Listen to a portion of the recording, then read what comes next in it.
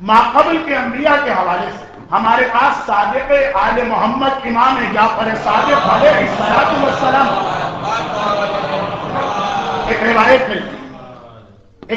ملتی.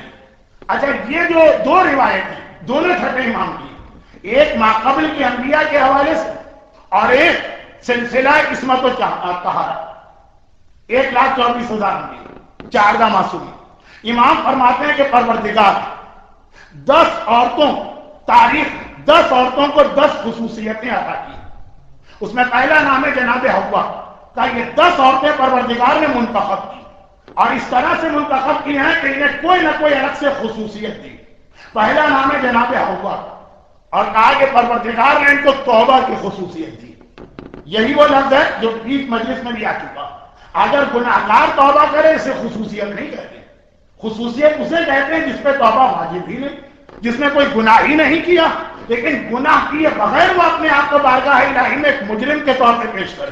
یہ پروردگار کو بہت زیادہ پسند ہے، کیونکہ یہاں تو ہمارے یہاں ایسے اکڑو لوگ بھی ہیں. اکڑو اس سے بہتر لفظ کوئی ان کے لیے نہیں ہے، چاہے وہ سلیم جو گناہ بھی کرتے ہیں اور پھر بھی اس سے آ کے بارگاہ الہی میں جاتے ہیں کہ جیسے ان سے بڑا معصوم آج تک ہوئے زمین پہ کوئی نہیں گزرا.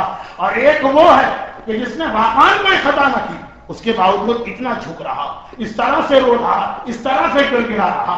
صحیفہ کاملہ کی دعاؤں کی طرف میں بھی نہیں جاتا. ماقبل کے انبیاء کا حوا اللہ نے ان کو اس خصوصیت کی بنا پر تمام عورتوں پہ عظمت بتا دی. اس کے بعد جناب سارہ کا نام آتا، ابراہیم کی زوجہ. ان کی اپنی کچھ اور خصوصیات بھی، لیکن اس روایت میں یہ ہے کہ پروردگار نے ان کو حسن و جمال کی خصوصیت بتا دی. ہمارے یہاں حسن و جمال کے حوالے سے جناب زلیخا کا نام آتا ہے، لیکن وہ حضرت یوسف حسین. جناب زلیخا کے بارے میں روایت میں لفظ نہیں. ایک اور لفظ اور بڑی توجہ سے اسے سنیے، وہ اسلام کا ایک بہت ہی اہم اصول بنے گا. دوسری عورت جناب سارہ جنہیں پروردگار عالم یہ خصوصیت عطا کی. تیسری عورت جناب زلیخا جنہیں پروردگار نے حکمت عطا کی. حکمت کیا حکمت تھی ان؟ جناب زلیخا کے حوالے سے قرآن عزیز مصر کا جملہ نقل کیا کہ ان کیدکن مکر عظیم. یہ تم لوگوں کے قید اور مکر، انہوں نے پلاٹ بنایا، انہوں نے ایک منصوبہ بنایا جس طرح سے ہر ایک علم ہے. میں ادھر نہیں جا رہا، میں صرف ایک چیز بتا رہا ہوں کہ جب کوئی کام خواہشات نفسانی کی بنا پہ ہو یا شیطان کی پیروی میں ہو تو وہ بدترین گناہ بن جاتا. اور ٹھیک وہی کام جب کبھی پروردگار عالم کی وجہ سے ہو تو وہ نیکی اور عبادت بن جاتا.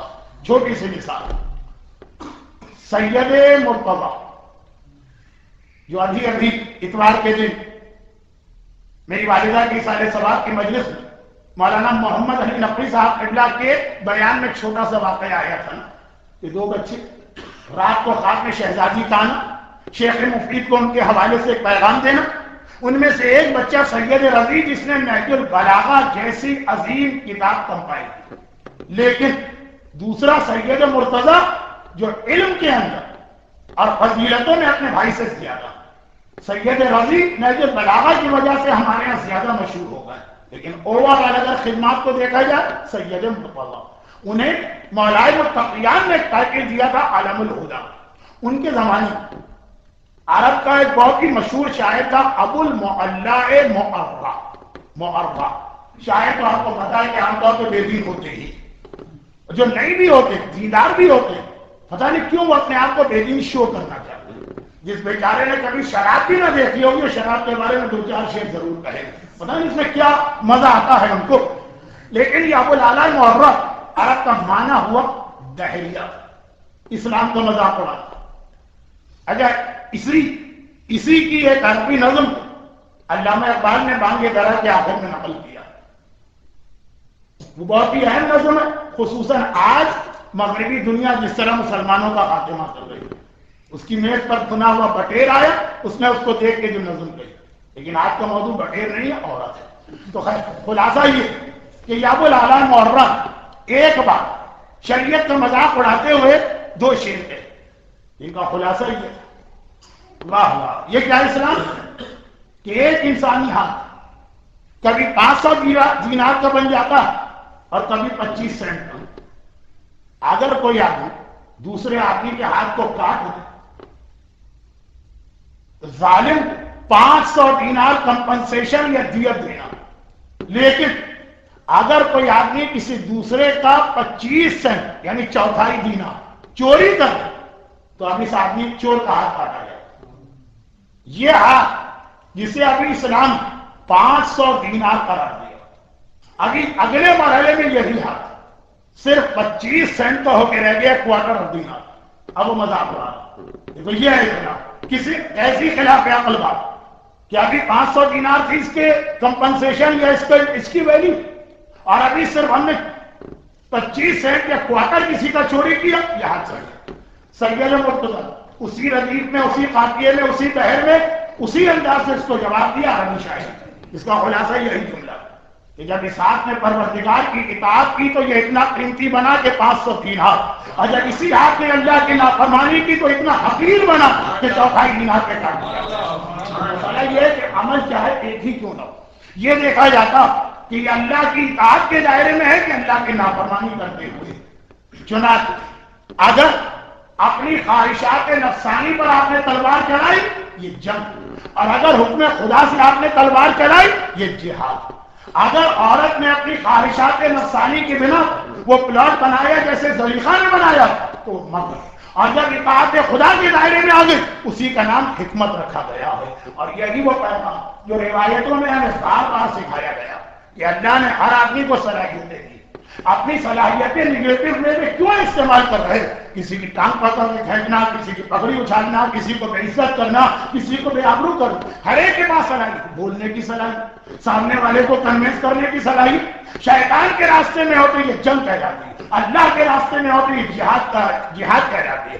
اپنی خواہشات نفسانی سے ہو تو زلیخا کا نام آ گیا اور مکر کر رہی ہے، اور جب وہ زلیخا کنورٹ ہو گئی اور حکم خدا کی پابند ہو گئی تو امام نے کہا اللہ نے زلیخا کو حکمت عطا کی ہے۔ اللہ کے رسول کسی صحابی کے گھر میں، موضوع اپنی جگہ لیکن میں بہت زیادہ موضوع کی پابندی بھی نہیں کرتا اور بہت زیادہ اس کی مخالفت بھی نہیں کرتا۔ دیکھا کہ صحابی نیا مکان بنایا اور اس میں ایک وینٹیلیٹر یا روشن دان بھی بنایا۔ پیغمبر نے پوچھا تم نے کیوں بنایا؟ عرب میں اس زمانے میں اس کا رواج نہیں تھا۔ کہا یا رسول اللہ میں یہ چاہتا ہوں کہ میرے گھر تازہ ہوا بھی آئے اور سورج کی روشنی بھی آئے۔ میرا گھر بہت بڑا ہے، دوسرے لوگوں کے گھر بڑے ہیں، صحن کے اندر ایک چھوٹا سا گارڈن اگاتے ہیں، درخت اگاتے ہیں، میرا گھر چھوٹا، تو میں نے یہ روشن دان بنایا۔ پیغمبر نے کہا کاش تم یہ دو کے ساتھ ایک تیسری نیت یہ ملا لیتے کہ اس کی وجہ سے اذان کی آواز زیادہ صاف سنائی دے تو عمل تمہارا وہی ہوتا، فائدے تمہیں وہی ملتے، لیکن اس کے ساتھ آخرت کا جو ثواب بھی تمہارے نامہ اعمال میں لکھا جاتا۔ تو یہ اسلام قدم قدم پہ ہمیں سکھاتا کہ اپنی ذاتی خواہشات اور اپنی نفسانی خواہشات کس طرح سے مرضی خدا میں ڈالا جاتا ہے، اور یہ ایک الگ موضوع بن جائے گا، روایت مکمل ہو جائے گا۔ زلیخا میرا وہ امام جو صادق ہے کہہ رہا ہے کہ اللہ نے زلیخا کو حکمت عطا کی۔ جناب بلقیس کہا کہ چوتھی عورت جسے اللہ نے منتخب کیا، عظیم عورت تاریخ انبیاء، کہا وہ بلقیس جنہیں پروردگار نے عقل عطا کی۔ عقل خاص لفظ عقل کے حوالے سے جناب بلقیس کا تذکرہ درج۔ قرآن کریم صرف ایک جملہ حضرت بلقیس کا، صرف ایک جملہ، لیکن اتنا پسند ہے پروردگار، اتنا پسند ہے کہ قیامت تک کا ایک سنہری اصول بنایا، اور امام نے کہا کہ یہ بلقیس کی عقل ہے کہ کائنات کی تاریخ میں ایسی صاحب عقل عورتیں نہیں گزری۔ امام فرماتے ہیں اور پھر اللہ نے منتخب کیا مادر موسیٰ، اور انہیں ایک عجیب فضیلت کیا تھا، یہ بھی ایک فضیلت کہ اولاد کا صدمہ برداشت کیا۔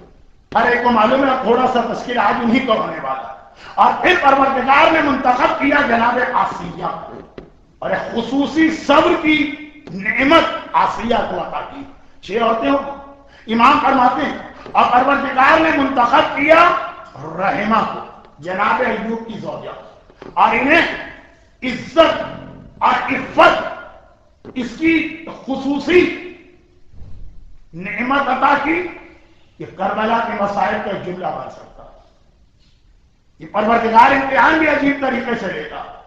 خاص روایت ہے جناب ایوب کی بیوی رحمہ جو اپنی عزت اور عفت کے حوالے سے انبیاء کی تمام تاریخ میں ممتاز ہے، الگ، اور انہی کو اپنے بال نامحرم کے سامنے پیش کرنا پڑے تو ایک الگ واقعہ ہے. موقع ملے تو آ جائے گا، بظاہر موقع نہیں نظر آ رہا. آخری عورت جناب مریم جنہیں پروردگار کائنات کی عورتوں پہ منتخب قرار دیا. نویں عورت خدیجہ طاہرہ جنہیں پروردگار نے اپنی خصوصی فضا عطا دی.